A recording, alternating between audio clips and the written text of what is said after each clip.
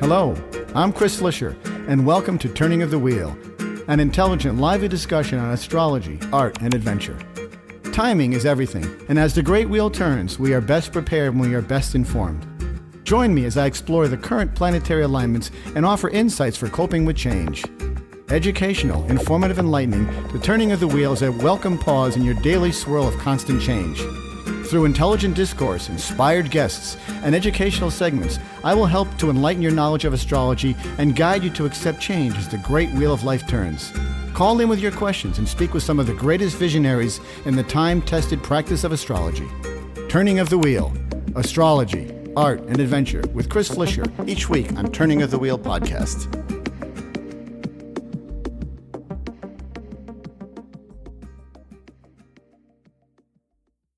Hello and welcome to Turning of the Wheel. My name's Chris Flisher. As you know, this is a show about astrology. And I've got a very fascinating guest on every year. We get together and talk about what's coming up in the year ahead. Fabulous astrologer. She'll be on in a few seconds here. Before we begin, I want to tell you about a few things. My newsletter comes out every Sunday afternoon at 1:30. You can subscribe to it from my website, chrisflisher.com or turningofthewheel.com. And in there I do a mundane overview of what's happening in the week to come, and then I get into the individual signs. I encourage you to read your sun sign and your rising sign, put the two together for more accuracy in what's coming up in the theme of your week ahead. So you can look forward to that every Sunday afternoon that comes out. And it's worth looking into. I also have a large array of websites and podcasts on iTunes. If you want to go there, you can find all the archive show. iTunes it's called Turning of the Wheel. It's on iTunes, as well as other podcast outlets you can find. Anyway, my guest today is Ronnie Dreyer. She's a Vedic astrologer, but she also has a very firm foundation of Western astrology, and she's been on in the past. We've had great discussions about eclipses and other things. We're going to have a fairly good discussion about sensitive degrees coming up in the coming year. And she has a webinar which will be happening on January 20th, fortunately. And hopefully that's a good counterpoint to what's going on in the rest of the world. And she's going to be joining us to talk about the sensitive degrees. So, Ronnie, it's great to have you back on again. Welcome to the show. Thanks. Just one correction. The webinar is on Sunday.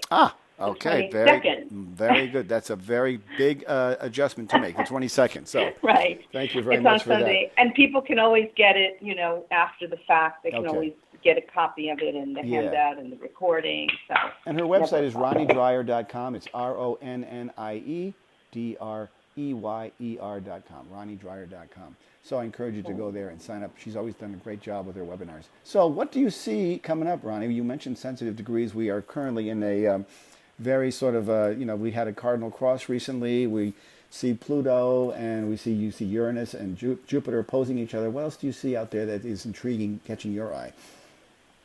Well, I think that this last year, I mean, when you have degrees in the chart, the thing that I always look at during the year are eclipses. I always find that eclipses, and especially the time when planets hit the point of the eclipse, hit the degree, especially the malefics, meaning Mars, Saturn, Uranus, Neptune, Pluto, but of course the nodes, because the nodes are always part of the eclipse. Mm-hmm. And I think like this past year, of course we're so USA-centric, so much of our, what we do is based here. But the point is that it's still going to be throughout the world, any of these degrees, and anything that happens here affects the rest of the world anyway. Right. So when we had this Mars retrograde last year, and we had Mars conjunct Saturn during the summer, and we have a few eclipses now that are still in effect, because when you have an eclipse,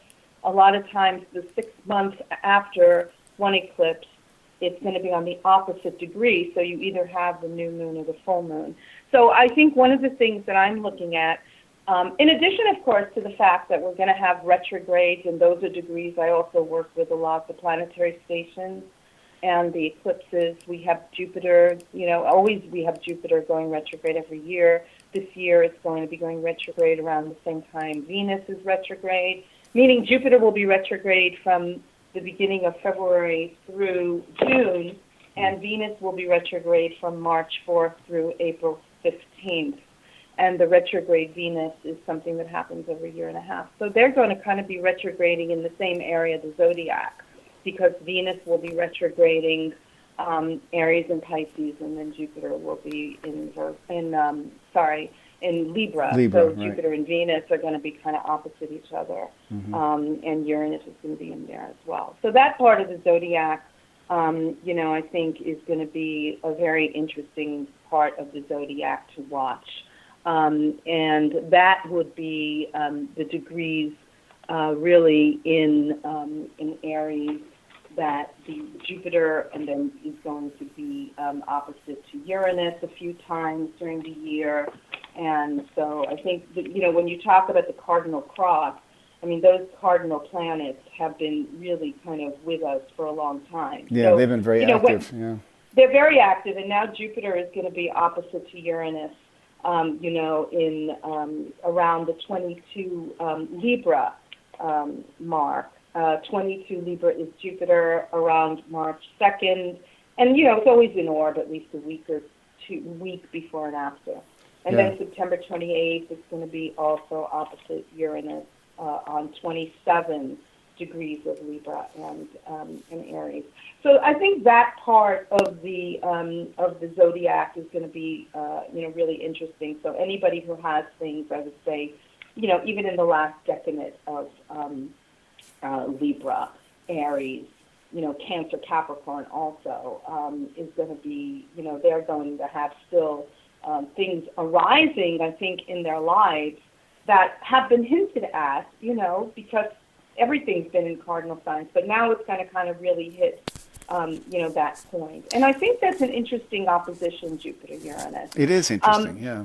Yeah, I mean, Jupiter is such an interesting planet because it's so bestowing wonderful things, but, if you go overboard with Jupiter, it can be totally fanatic, and it can be indulgent. It amplifies whatever it touches. It sort of has that inflation kind of quality to it. Yeah, and I think what happens is that when it's with Uranus on the other side of it, I mean, Uranus has so much to do with independence and doing things that are against the grain. Mm-hmm. And sometimes I look at like Uranus and Jupiter, as really sort of, having to take the wonderful innovations that you have, but figuring out really how to use it wisely, because otherwise it goes to waste. You just have this kind of wasteful energy. Mm-hmm. And I think that that's going to be really important, especially with the Venus retrograde, because when you have, a retrograde Venus, I always, I've done work with Venus for years. I wrote a book on it more than 20 years ago. And the kind of motion of Venus, this 8-year cycle where Venus will, it's wonderful. This is something that so many people are looking at now. When I started to look at it more than 20 years ago, very few people, were kind of knew about it, even though the ancients always knew about it. Because when you look at the sky, you can see this 5-pointed star that Venus makes over 8 years. Yeah, it's fascinating. It's absolutely perfect. It's just precise and right on the money. It's gorgeous to see it on the chart when it's played out like that. It is, and it is equivalent to the golden mean, and it's so much to do with the mathematics and aesthetics that also the sculptors used many years ago when they were doing those Venus statues. I just love it. And that's, it's fascinating. I mean, in fact, in Indian astrology, just as a little bit sidebar, if you have Venus very strong in your chart, it's usually very good for mathematical skills. And here in the West, we never think of Venus as being mathematics, but if you really think about it, the whole idea of symmetry and when you're an artist, you're an artist, and you know how important it is that kind of symmetry and the eye can really sort of focus in on things being balanced, when you're decorating a room. And that is really the kind of thing that goes into mathematics as well. It is. It's very tied to mathematics. And actually the whole solar system, for that matter, our whole solar system is tied to mathematics. There's a harmonic attached to all of them. And I think you make a very good point about Venus, because even though we think of it as aesthetics and beauty, the aesthetics and beauty that we see, that we recognize so clearly, does come through in that mathematical precision.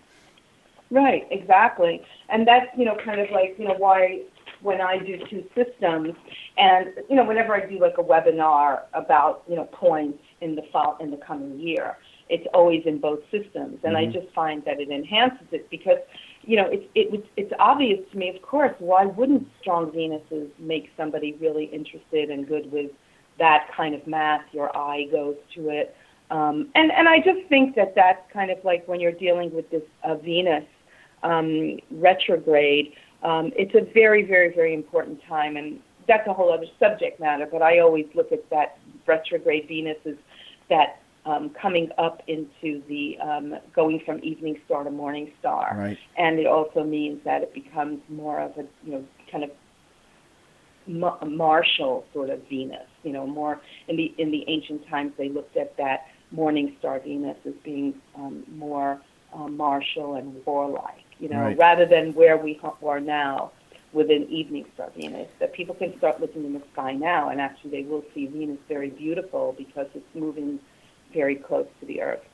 But this is why a lot of the cardinal, signs are still getting so, accentuated, and, obviously the people who have, planets or the ascendant midheaven in the early cardinals have had a little bit of a break.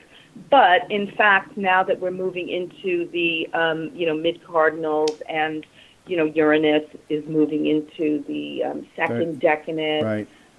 These are still areas that we have to really, I think, look at. And I think what's important to note about them is that people who do have these degrees, they may represent a time when something that you've been working on for quite some time comes to fruition. I think it's a great time for launching. If you've been, say you're a student, for example, and you're about to graduate or something like that, this would be a marvelous time because it would signal a new beginning and an opportunity. Not all these sensitive degrees are bode, uncertainty. They bode uncertainty, but they don't necessarily bode tragedy or hardship. People often, I think, have that misrepresentation, and they get confused by that. Yeah, no, exactly. I mean, I don't look at Uranus. I mean, Uranus, all the planets can deliver wonderful and, difficult things. I mean, every planet is capable of that. It's not like, that's why I always look at the Venus retrograde periods, as these periods when you have a lot of, things going through transition, because it's moving, first of all, from an evening star to a morning star, and then you have the Venus-Sun conjunction, which in ancient times, because I also do, an astrology that's very classical, in ancient times, conjunctions were not considered conjunctions, they were considered combustion. And so when you looked at the sky, it wasn't like there was a beautiful Sun-Venus conjunction. They looked at it as, where has Venus gone? It's disappeared, Right. So, suddenly, like we have that. And the conjunctions, when something is retrograde, always occur, midway through. So we have the retrograde Venus on March 4th. We have the direct Venus on April 15th. And we have the Sun-Venus conjunction on March 25th. So whenever you have this conjunction, the few days before and after, when Venus has disappeared from sight, that's also considered to be, a time where something that has been hidden can then come to fruition once it has the heliacal rising. So I think the last week in March, is one of those weeks when you have to be a little bit, cautious about what's going on, because suddenly things will change in the world. And that is what I worry about, going into that part of the year after April, because then I think anything that starts to get enacted with all the new government, and even in England, in the UK, with Brexit, I think that things could really start to shift again, and some of the things that people have been talking about brewing, might come to a head. We might get a glimpse of which way we're going. We'll have more clarity, I think. I think things move very slowly, but still, I think we'll begin to see the signs of that beginning to appear. Yeah, for sure. And, it's kind of interesting when I look at, so I was, talking a little bit all over the map, but I was talking about the, these eclipses. And I think the interesting thing, especially when we were following it through the election and, with Trump being elected, is that the eclipse of September 1st, 6 months after that, approximately 6 months after that, we're going to have an eclipse on February 26th. And February 26th, that eclipse is going to be pretty much the, same degree as the eclipse on September 26th. Of September 1st. And because of that, it's whatever was going on in that time is also probably going to come to fruition around February 26th. So just to go backwards, September 1st, we had an eclipse which occurred at 9 degrees of Virgo. That was a new moon. It was a solar eclipse. It was a total, it was a very, very, very strong eclipse. And then what we will have on February 26th is we will have another solar eclipse, and that will be at 9 degrees of Pisces. Right. So the point is that kind of goes, back and forth.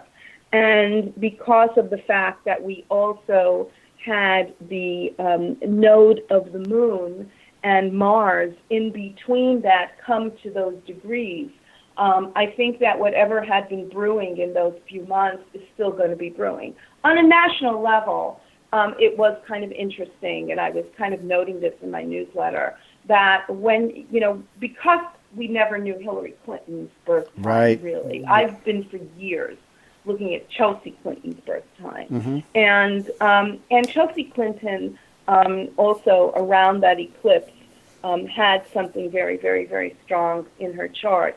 But the sun moon, this degree was also, interestingly enough, on Anthony Weiner's Mercury. So it was kind of fascinating because when that kind of came out, it really kind of showed that it was something, because it was an eclipse, it wasn't something that was going to just end there. And then a few weeks into, going forward, you also had the node in November go back over that, back over that eclipse point.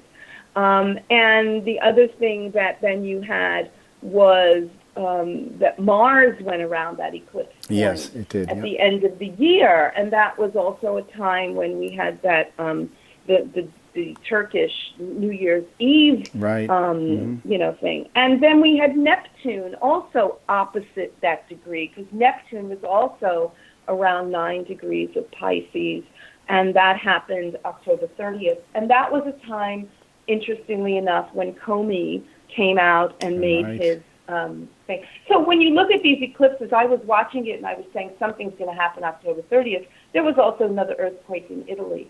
But the thing that I tell my clients that is really interesting also is that what you look in terms of what's happening in the world, you of course have to look at your own chart and see, because eclipses are going to happen in your house, whatever, even if it's not hitting a degree. You have to always see what's happening in that house. But I think that those degrees, because it's 9 degrees of Pisces and Virgo, so in addition to having things in the last decade of the cardinals, if you really look at where Neptune is at the moment and where that eclipse is, I would say that, anything that you have, let's say between even, 7 degrees, going even back 2 degrees, 7 to 11 degrees of the mutables. I would say that is also an area that you definitely want to watch this year, because that's the area where the eclipse of September 1st occurs, and it's going to be the area where it occurs again on February 26th. So we had the Virgo eclipse in September, and then we have the Pisces eclipse coming up in February at roughly 9 degrees Pisces. Conjunct Neptune at the same point, which will be Neptune will be at 11 degrees at that point. Right. So anything that you kind of have, between those particular degrees are things that have already been activated. And because you had Neptune there, and because the node will always cross the eclipse point, because the eclipse consists of the node. But because you had Neptune stationing the whole fall at 9 degrees of Pisces, Neptune was really on this eclipse, and that's why the last few months we've had things come out, hidden agendas, a lot of confusion, lies, lots of confusion. That's the most stunning part to me is the sort of the ambiguity. It's the flip-flopping of stories. It's sort of the presence of fake news when it comes up against one person who uses fake news, and then it goes back to it's a complete elusive quality that where nothing is really very certain. I think that's probably the strongest theme that I feel. Totally, totally. And I think that that's why this is happening in the world. And we still, at this moment, Neptune is, now that it's moving direct, it's moving a little bit faster. But the whole fall, it was really stationing, at that 9 degrees of Pisces. And now it's at 10 degrees of Pisces. So it's still within 2 degrees. I mean, you've got to take a 1 to 2 degree orb. I think 1 to 2 is closer. I think the closer they are, yeah. I think you've got to be that. But you can't go wider than that. Right, exactly. So you have now Pisces at 10 degrees of Neptune at 10 degrees of Pisces. So Neptune is still in play because anything that hits an eclipse point is accentuated. And then you have it going into 11 degrees of Pisces, February 12th, right after that other eclipse of February 10th. So I guess my point is that that's the part of the zodiac I really want people to pay attention to in their charts. Anything that you have between 7 and 11. Now, it's not necessarily bad, but I think what you have to look at is that eclipse in Neptune is going to clarify things. It might even clarify your confusion. You know what I mean? It might or say, if you are, or if you think you have things straight, it may add an air of confusion as well. It may do just the opposite. Exactly. Yeah. And I think that the thing is that what you're seeing in the world comes down to your chart. So I would say that's one area, even aside from the cardinal stuff that we've been so used to the past couple of years, I would say that between 7 degrees and 11 degrees of the mutables. And that, for people who are new to astrology, that's Pisces, Virgo, Gemini, and Sagittarius. Yeah. So I think that also means that look at the house it's in. It might not hit anything in your chart, but it's still going to be in a house. Obviously Neptune's going to be in that house for a long time. But those eclipses really activate it. And I think the fascinating thing when I look at these eclipses, and that was why I was so confused about the election myself, because even though normally I'd say, oh, wow, eclipses mean that things are going to just, come out of the woodwork and give you a surprise. Well, they did. They did, actually. They certainly did. But that also means that it gives attention to something. And I think that the other fascinating thing was that this next eclipse of February 26th is related to the one on September 1st, so they're 6 months apart. Chelsea Clinton's birthday is February 27th. So her the sun in her chart is going to be affected by this eclipse, which also means that it's in her solar return. But the other fascinating thing was, I believe, Tim Kaine's birthday, who was the vice president, was also February 26th. Or February 27th, I forget. So it was kind of like, wow, this eclipse is just affecting, that whole family. So I was also, and also this is, these eclipses are part of a 19-year cycle that was 1997, 98, and that was the year of the big scandal with the Clintons. So I kind of always thought that even if Hillary Clinton got elected, it was going to be a scandalous. The scandals were not going to stop. And I kind of look at her chart, and I think it's the sun. So I kind of worry a little bit about Bill Clinton this next year. But that's another side of the story. But for people, I think in the world, I think that anything that happens in the world always filters down. So I would say first and foremost, that part of the zodiac where Neptune is, it's gonna pass. And I think that suddenly people might, who have things on that degree, might feel that there is at least something that has passed. Right. Once and I also think it's important. Finishes. I also think it's important to stress the fact that these are highly energetic times. That if you know about them, if you're forewarned about them, it does allow you to sort of bring it to light things that you want. I mean, it doesn't always bode to be a dire situation. I think that's important for people to understand. I think there's a huge misconception about astrology and, oh my God, the sky is falling. I want to dissuade that and get away from that because I think it's important. I've had wonderful things happen to me on eclipses that have been life-changing and have been really profoundly good, and that potential is equally there. I think if you know about it and you're cognizant of it, you can act in accordance with the energy of the time and use it like a leverage, like a fulcrum, or like having momentum. When you've got momentum working with you, whatever direction you're going will be you'll be propelled in that direction. Well, I think that what happens especially when Neptune is connected with all of this, that it's really, it's definitely a call to understand that, yeah, you might not be clear about what you want to do, but that's okay. You know what I mean? I mean, we're in a society that, everybody puts so much pressure on us to always make decisions, and sometimes you really do have to just sort of meditate or let it happen and let it unfold. And I think that when you're dealing with this particular period, this last 6-month period that will sort of pass, at least at the end of February, with that area of the zodiac, the 7 to 11 of mutables, I think that what happens is that it just becomes clear suddenly what it is that you have to do in life, and maybe some of the things that you've stalled for a reason. And sometimes the reason is that so you don't make false moves. You're sort of doing what some people might think is nothing, but in fact you are moving forward. I mean, the things that kind of that go over, you ruminate about, spiritual things, creative things, but it's definitely a time of change. I mean, the problem is that we sort of overreact to every little thing that happens to us, I think, and sometimes these transits, even if they seem to be very difficult, obviously we can always make them, turn lemons into lemonade. Right. So I think it's more about harnessing the theme of the time, and knowing that you're in a time when you have the ability to be influential. It's more about influence. It's the time when you can leave a mark. You can be influential as a result of what's happening, and it depends upon how you want to manifest it. That can be a wonderful time to be creative. It can be a wonderful time to look for new careers. It can be a time of breakthrough for relationships. There's all kinds of aspects that are critical there. So it's really important. We are talking. I always like doing that as well. I mean, I don't mean to sound negative, but there are times when you do, I mean, I think it's important to know when you might hit a little bit of a crisis point so that you're prepared for it and that you don't overreact to it. I think sometimes, I mean, that's what happens sometimes, like with the stock market. People overreact. They get so negative and they get anxious, and sometimes that anxiety, makes you make stupid moves, and you buy and sell and buy and sell, and sometimes it's better to lay low and wait and not buy and sell, because it is the buying and selling that makes the market go wonky and crazy, and that's what I think some of this is. If you don't see it clearly, just wait, and that, I'm talking about the market, some of that Neptune stuff.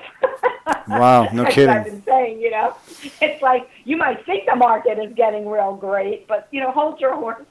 Right. Don't be deluded by the fact that we're hitting all these high numbers. These may be false indicators. Yeah, exactly. And I think we're probably in for a bit of a rude awakening there. We are we're talking today with Ronnie Dreyer. She is a Vedic and well as a Western astrologer out of New York City. Her website is ronniedreyer.com, RonnieDreyer.com, Ronnie Dreyer. We'll take a quick break and we'll be back. We're talking about sensitive degrees in the upcoming chart of the year, and we see these degrees coming through in the eclipses as well as in other Uranus and Jupiter stations. So hang in there and we'll be right back. What is your destiny? Where are you going? What is your real purpose? Do you know? Do you want to know? Of course you do. It's your duty to yourself. We are all here for a reason, and we all have great potential. Discover all of this and more with a professional astrology reading. My name is Chris Flisher, and I can help you. Discover your strengths and work on your weaknesses, and live your life to its fullest capacity. Based on your birthday, birthplace, and birth time, an authentic astrology reading will allow you to live your life to the fullest and reveal your true purpose. Only real astrology can give you real information. It is your destiny, and it is your path. Write me at chris@chrisflisher.com and book a reading today, or call me at 978-393-1036. That's 978-393-1036. www.chrisflisher.com.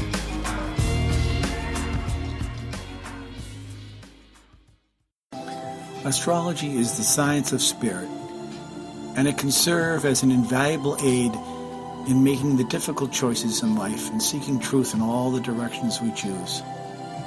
It holds the potential to allow each of us to evolve to our highest potential. It is the logic of the universe, the code of existence, and the pathway to true wisdom. It is our duty to draw from it the instructions for our lives and to live them to our fullest potential. As the great wheel turns, we are best prepared when we are best informed. As the world shrinks and our barriers come down, diverse cultures are striving for harmony, balance, and peace. To ease the transition, we need to expand with color, light, and tolerance. Now, you can become a global citizen and embrace the color and clear spirit with the divine artwork of the mandala. Mandalas are a timeless artistic offering for creating unity, harmony, and peace. My name is Chris Flisher, and I've spent years creating mandalas, and they are now available online at www.turningofthewheel.com. Come and experience the world of color, form, and function with t-shirts, coffee mugs, note cards, and limited edition prints. These vibrant, lively paintings and products express optimism, oneness, and spiritual balance for all who use them. www.turningofthewheel.com. That's www.turningofthewheel.com. And enter a world of possibility and color.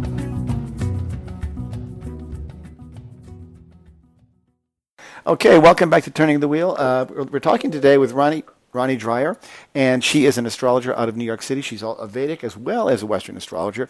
Her website is RONNIEDREYER.com, and we're talking today about what we're seeing in the charts and what we see coming up in the future of the United States as we stand on the cusp of this momentous time when we're about to make a major change. And we left off talking about the presence of Neptune, especially with regard to the markets.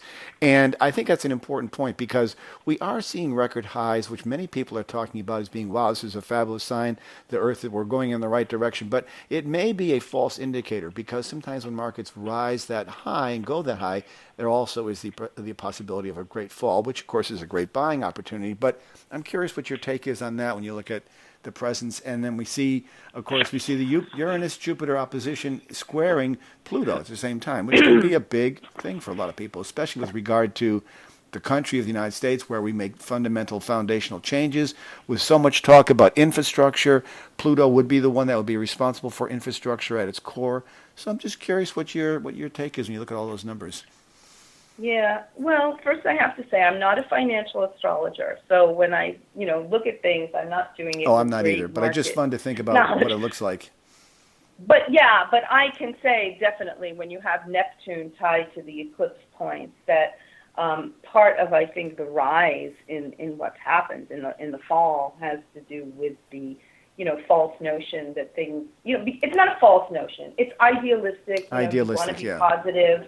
You want to be positive about, a new regime in Washington. And so, you want to go by your positivity. And so people then start to, buy and sell and invest. And the thing is that when you're dealing with these kinds of aspects, you have to always take into consideration that Neptune can be a little bit misleading and not always going to tell you exactly what the truth is. And I think when the final eclipse of this series occurs, it will tell you what exactly is happening. It will straighten itself out. You're going to have retrogrades also. You have the Jupiter retrograde, you have the Venus retrograde, and the Jupiter retrograde, as I said earlier, is going to be from February 7th through, June 9th, which is always, every year we have retrograde of Jupiter for 4 months. And Venus every year and a half, that's going to be from March 4th through April 15th. So, right. The retrogrades also will confuse, and slow things Well, I think down. I think the most important point to make about the Neptune presence and the retrogrades are that you want to be, if there's an opportunity to get more information about anything that you're investigating, especially financial, I think it's important that you look at all things anything that presents itself as being ambiguous or uncertain, that you look at it from many different angles before you make a decision, is what I would say. Because I think that the ability for the confusion factor, the delusional, the sort of the elusive quality that's there. And I always use the analogy, if you step out of a supermarket in the summertime with a pair of sunglasses on, they immediately fog up when you hit the outside humidity. That's sort of the way that's sort of the analogy for how we look at the world through the eyes of Neptune. And in that realm, you might not be seeing clearly. And so it's worthwhile to pause, wait for your glasses to clear up, and then say, okay, good thing I didn't act impulsively. Maybe you wait or you hit the pause button before you jump. That's what I would say. Exactly. No, that's a very good way of putting it. And I think that is, really, really, really important because, the overreaction, can then make things much more volatile than they need to be, Right. really. And if we're I not think seeing that, clearly, we can respond based on our emotions, but those emotions may be very sure. impulsive, and that's the thing we have to be careful of. Exactly. And I think that it's, this T-square, I mean, like I said, we've been getting, these T-squares in the past with, Pluto and Uranus. For I mean, quite we've some had time, that yeah. Uranus-Pluto last few years, and now Jupiter is coming into the picture. And, even though they're not necessarily always going to be exact, they're still, I think, very much within orb. Yeah. And the Pluto-Jupiter, of course, is still going to be, squaring each other as well. So it gets pulled in, even though Uranus is kind of a little bit past Pluto, so it's But going then to sort of... when we look forward to it and we see what's going on down the road, we get into the 2020s and we see the Saturn pulling in close to Capricorn, Pluto rather, and beyond. We can see. I think we really are at a point in time in history. I think the United States is at a point in time in history where we do need some sort of cleaning of the house, so to speak. There has to be something that has to happen, and whether Trump is the person to do that or not, we don't know. But it certainly is a step in a direction. Now, I'm not going to condone any one particular party, but the fact that we had a major departure here from what was normal is, in fact, some ways a good sign, regardless of how you may feel about it politically. And the reason I say that is because change ultimately brings about change, and out of crisis comes creativity. And if this is seen to be a fractious, disturbing time to many people, which I know it is, we also have to try to view it through the eyes of the longer arc of history and what that might bring to us. What might this bring to us? What might this precipitate that is ultimately good in the long run? Because I do think we are optimistically evolving.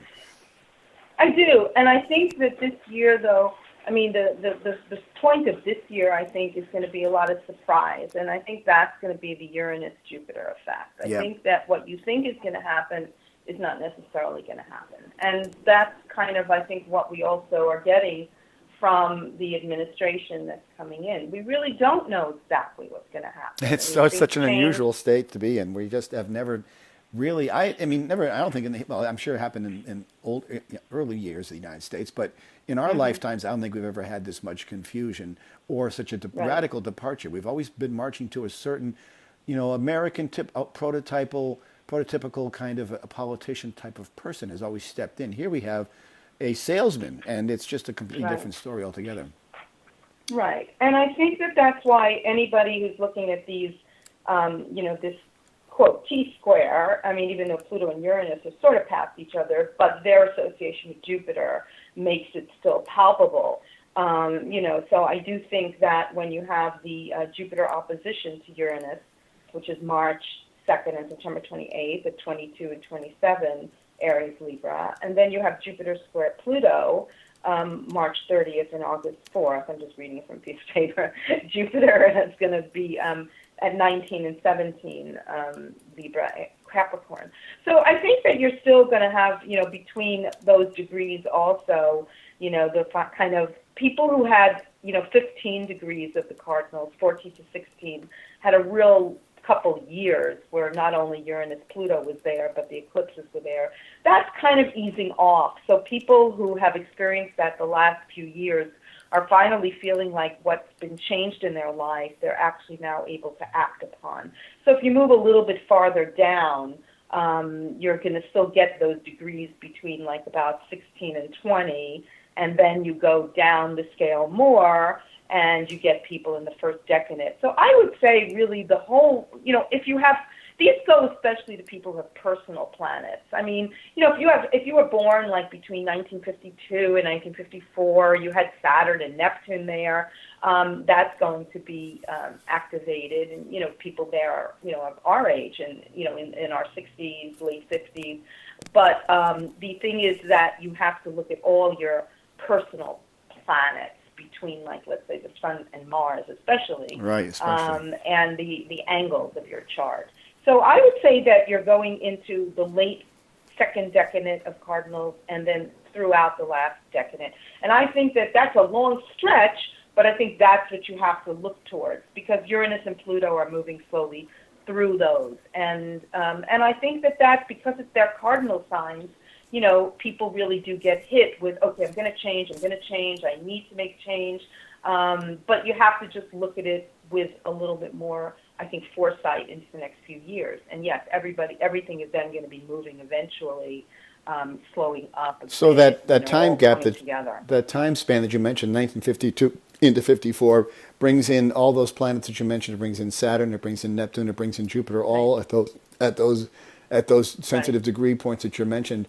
And that reflects a whole sort of a baby boom generation that's just about hitting that point in time where they're starting to consider, well, do I collect Social Security now? Do I retire now? Exactly. What am I faced with? These are kind of these big decisions about how do you get through this next path of our lives. And it's much different than it was for our parents. This really is a baby boomer sort of flowering, as sort of a return to an era when that was all the case. And we are much older now. You know, we were the generation that was at Woodstock and had to live through the Vietnam War. And now here we are at a wholly different place where where things are much different. People are living a lot longer. Do they have enough money to stay in a comfortable situation as they get older and retire for longer periods of times? You know, what happens to the stock market when all these baby boomers start withdrawing their money? Where does that money go? You know, it's going to be significant changes. Yeah. Really, that's why the idea totally changed. That's why you're mentioning the stock market. I'm not a stock market person either, but it's interesting to note that when this is coming in, especially with regard to Neptune and the influx of this massive, the baby boomer generation still is the largest generation in America, and much of what happened in America is a result of what this generation brought to it, or is a result of what this generation needed. So as we move into this period, this is where we might begin to see some volatility, I think, with regard to the markets because of this massive cashing out of people's money. I think so, but I would think, if they've gone up so much now, that I think we're definitely going to have an equilibrium. I mean, because what goes up then comes down, and so it's kind of going to be like that.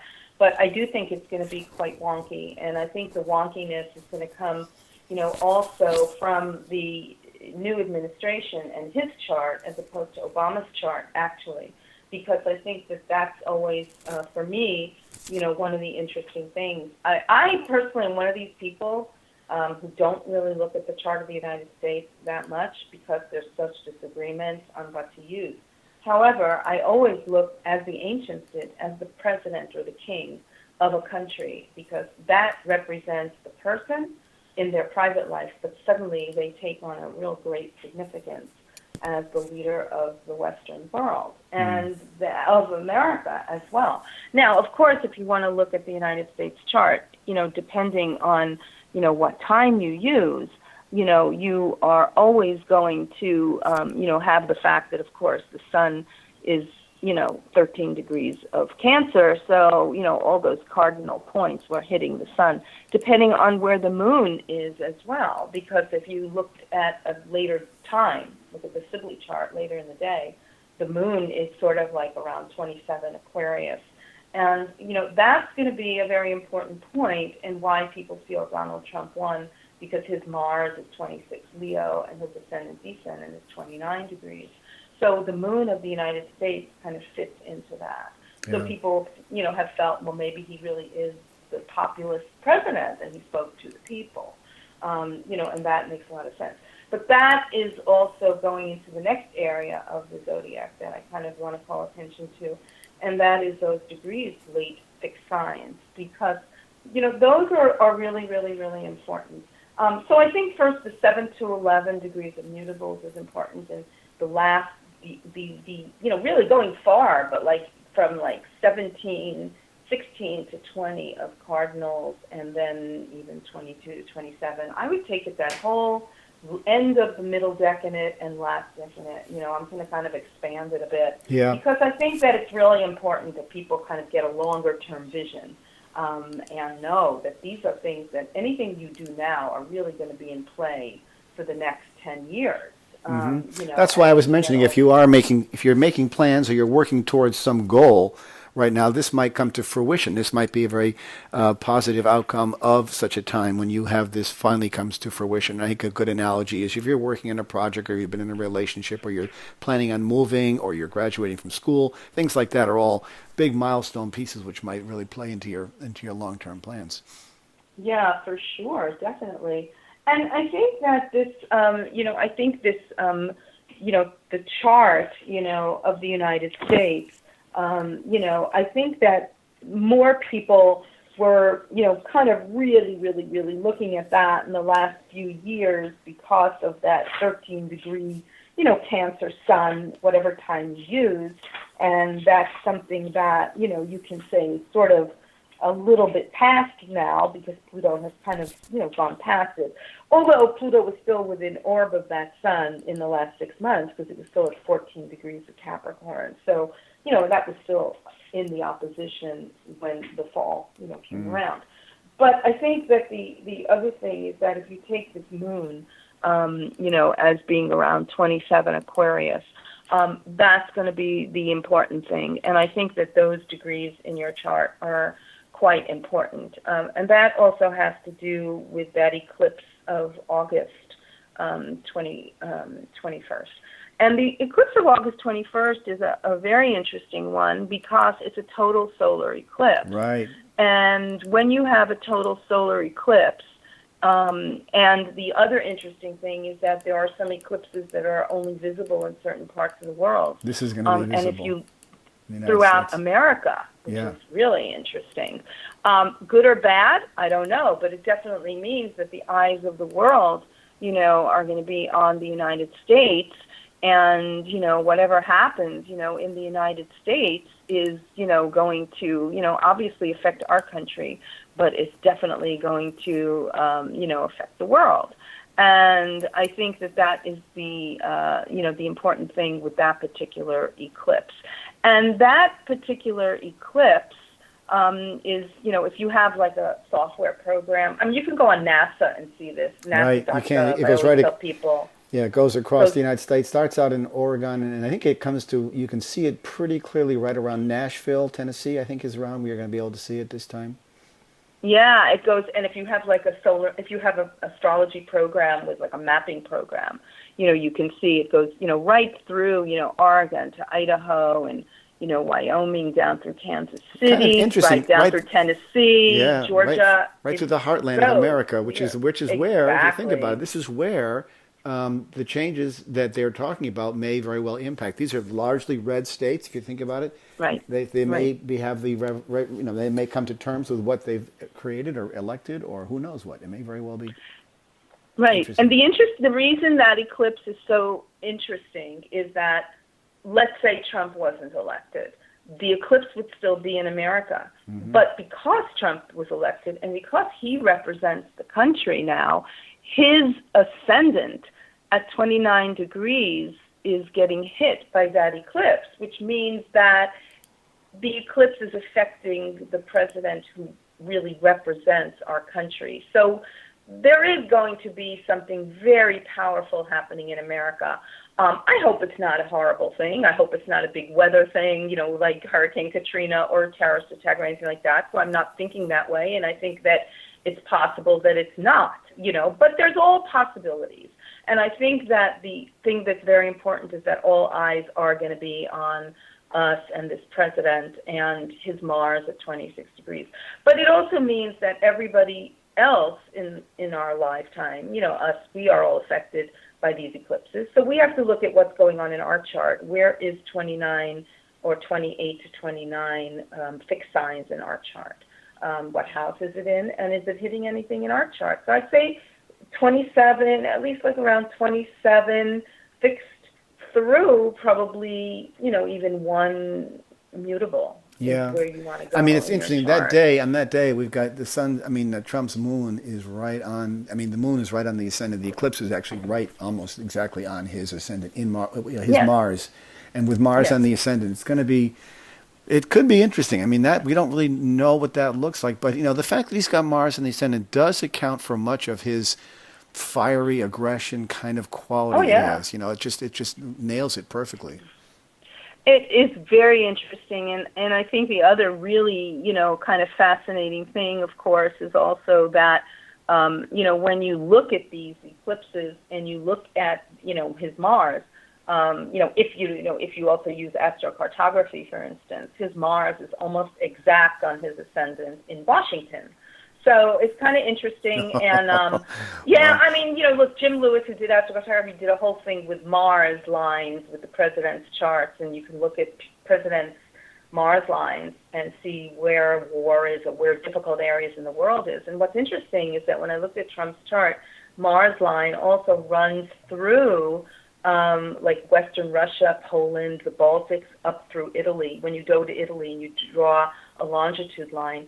And I saw this like a few months ago, and I thought, what's going to happen in Poland? And so now it's quite interesting that, they're thinking, oh my God, is like the Poles are really kind of nervous about, And Russia rightfully kind of so, coming in. they're moving. NATO is moving tanks into Poland. I know. Isn't it interesting? And that's where Trump's Mars line goes right through. And his So, relationship with Putin, as you know, is very, it's questionable. So there could be quite a lot going on here. So, I mean, this is where I think fascinating astrology gets absolutely engrossing, because when we see this precision and we see the characters at play and we see the action slowly unfolding as it is in that part of the world, especially with that line across the Balkans in there, that's a very critical part of the world. And it Putin is. and Putin wants to remake Russia the way it was. He actually wanted to. Right. He actually wanted to put Gorbachev in jail for breaking up the Soviet Union. So he kind of wants to reconstruct I know. it, and he slowly He is. thinks it's the worst thing that ever happened to the Soviet Union. I know, and so he's out there So, trying to reconstruct it, and now he may have a partner in crime who's not going to stop him when they're talking about right. the the uselessness of NATO, and so this got that part of the world very, very concerned. It is interesting. It is interesting. So I am looking at that time, of that something should probably be happening around that time. I mean, I hope it's not, something physical when it comes to the president-elect.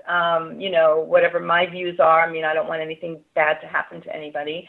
Because Mars, I would if I was his, healer or doctor, I'd say, please try to get your blood pressure down a little bit, because Mars is a very can be very heavy. I mean, of course, it gives you endless energy, but it can also give you, things that have to do with, strokes and heart attacks. Right, and I think he is stuff. getting a little heavy. He is older, and he's very Yes. excitable, so he could very well I do be. worry about that. He could be triggered. I But worry think, about that. yeah, I think I it's worry about interesting. that, and also Saturn is in his chart. I mean, he's got some difficult aspects ahead, these next 6 months. So, that's why I say America is going to be a little bit wonky. But I think in terms of our personal charts, we want to look at that area in our own charts and see that where that eclipse is not necessarily going to be terrible, but it means that we just have to be aware.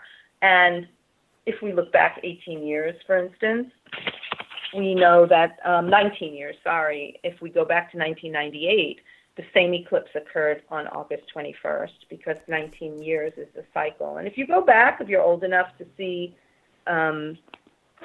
anything that happened then you might be able to, figure out something that might happen in the future. 1998.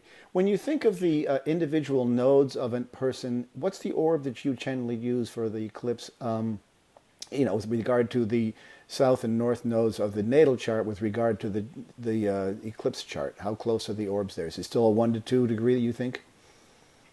What do you mean when you're Well, if the eclipse transit happens, chart? if the eclipse is happening near an orb, and I mean near a node, what's the orb that you're looking at there? Is it still 1 to 2? In your chart? Or anybody's chart? I mean, Anyone's with chart. transits, I look kind of about 2 degrees, 1 to 2. Yeah, 1 to 2. I mean, I can sometimes go 1, but I think sometimes 2 degrees is still going to give you that effect. And I think that also because of the fact that this eclipse on August 21st, and like I said, it did happen in 1988. And the interesting thing then, of course, was that was the year that Clinton was going through the Monica Lewinsky thing. And 1988 or 98? 98. 98, It's every right. 19 years, Right, that's what I certain thought, yeah. eclipses recur. And so the eclipse happened in 98 at the same exact degree. And the interesting thing is Bill Clinton's birthday is August 19th. Right. So that eclipse happened on his sun, in his chart. So again, it was America really was going through this crisis, and that was around the time when Bill Clinton finally confessed. So, so eclipses will bring the truth out. So I think that a lot of stuff that we will know by August what policies are really going to be We'll probably happening get in to see America. Trump's income taxes by then. somebody will I don't dig him know. out.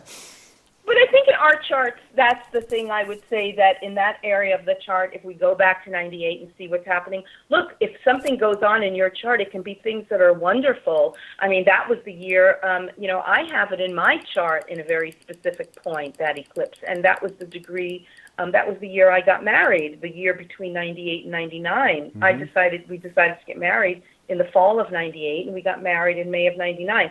So these are not all terrible things, you know what I mean? And the eclipse lasts for a while, so, whatever you do around that time or decide, you will definitely be dealing with the effects of that, for quite a few months. And so, again, these are not necessarily bad things. I mean, No, they're just they're life changing. And so like they are life changing. and I always think of the exactly. word when I use the word transition with my clients. I always say, you've got to think of the term transition in different words. Transition. People think, oh, I'm going to lose my job or something's going to happen. I think transition is the best analogy I can think of. Is the end of a pregnancy. The end of a pregnancy is a birth. That is a transition. Right. You're going from one state to another. But what's the outcome? It's a child, which is a wonderful, reaffirmation of your own self and your own ability to be who you are. So there are lots of wonderful things, but that you can't deny that having a baby is a life-changing event. Your life's never going to be the same. Right, and I think the other thing that's interesting is, like I said, you always have to look at when the nodes and other planets hit the point of the eclipse. And so because, the North Node, which is part of this total eclipse, when you have total eclipses, the nodes and the sun, moon are very close. So when you look at around the beginning of May, you will see the North Node is going to be at the same degree as that eclipse, and that eclipse of 28 degrees. So I think what is going to happen is you'll start to feel in your own charts something changing around the end of April. So between the end of April and the end of August would be a time, if you have anything within, I would say, 26, 27 fixed through 1 degree mutable, to really start to make those changes and see what happens. Because after that, it is life-changing and life-affirming. And also whatever house it's in. Only other thing I wanted to say also about this eclipse, just for the country, around the 26th of February, is that eclipse, again, is going to kind of finalize something that went into effect in September. Maybe, again, it has to do with the Anthony Weiner, Hillary Clinton, whatever, but, whatever came out around then. But in terms of that eclipse, that's a fabulous, interesting one, because we have Mars-Uranus conjunct in Aries, yeah. It is, and it is exactly. And so when you're dealing with eclipses, whenever you have a powerful planetary combination on the day of the eclipse, it is something to look at, because that aspect will be, magnified. Again, that's Mars-Uranus at 21 degrees of Aries. So that Jupiter-Uranus opposition has the Mars coming to it. So it's going to be Mars-Uranus-Jupiter. That planetary picture will, basically be in effect during, I would say it's within orb, let's say between around February 22nd, 23rd, through March, 1st or 2nd, when Mars leaves it. But I would say that is going to be a very interesting week, because we're going to have an eclipse, we're going to have this Mars-Uranus, Jupiter. So the Jupiter-Uranus opposition is one thing, but then you have Mars coming to it. And with Mars and Uranus together, that could spell. Now, only thing I'm going to think about is that could spell some sort of a inflammatory kind of event. It could be something natural. It could be something like it's something that's revolutionary that disturbs the status quo, something along those lines, which could mean a stock market fall, although it may not. It could mean an invasion of Poland, although it may not. It could mean something like that. It could mean something that happens somewhere. Maybe Bashar al-Assad is, finally gives up the reign. Who knows? Any number of things can happen in that time. So it's important to do that. And if I encourage people, we're actually running out of time here, Ronnie, but I encourage people, if they're interested in this kind of reading that Ronnie's able to do, I encourage you to reach out to her. Her website is ronniedreyer.com. It's RONNIEDREYER. And you're also hosting a webinar on sensitive degrees on January 22nd, which you can sign up from your website as well, correct? Anything else that we Yes. And yes, they can sign up for that or even get it after because, we just touched on it. There's so much to do in an hour. It's so it's I don't know where to focus first. But I think the important thing is that it gives you, and I give a 50-page handout, so you kind of have in front of you a list of where the planetary stations are, where which dates are of ingresses when things go into different signs, when you have eclipse points, when you have important aspects like Jupiter, Uranus, and also when you have, for instance, lunations, new moons, and full moons. So it gives you an idea. And the way it works for you is you sign up for the webinar, then your people are given a link, and then they can dial in at a certain point in time. Correct? Yes. Yeah, and then exactly. Is it done so it's visually, or is it just audio? It's visual. It's visual. Okay. I mean, you can see me, and you can see the whole handout on the webinar. Well, I encourage you to do that. If your interest has been piqued by our conversation, which I think it has, certainly was. I'm going to try to be there myself. It certainly sounds like an exciting thing, and Ronnie has a lot of great ideas and interesting concepts on how to sort of cope with these things too. So it's always important to have that. Anyway, Ronnie, it's been great having you on. I hope that your webinar goes well. I should be out there in the wings watching as well, so hopefully we'll be able to get a lot from that. Again, Ronnie Dreyer, RONNIEDREYER.com is her website, Ronnie Dreyer. She has a webinar coming up on January 22nd. The timing is perfect. It is explain a lot of what we're going to be looking at in the year to come, so I encourage you to look into that. And Ronnie, as always, thanks so much for coming on. Always fun to talk to you. Always good to talk to you too, Chris. All right, take care. Yeah, bye-bye. You've been listening to Turning of the Wheel with your host, Chris Flisher. To schedule a reading with me or to order artwork, you may visit my website at www.turningofthewheel.com. That's www.turningofthewheel.com. Or you can call me at 978-393-1036. Thank you. And as always, be open to possibilities.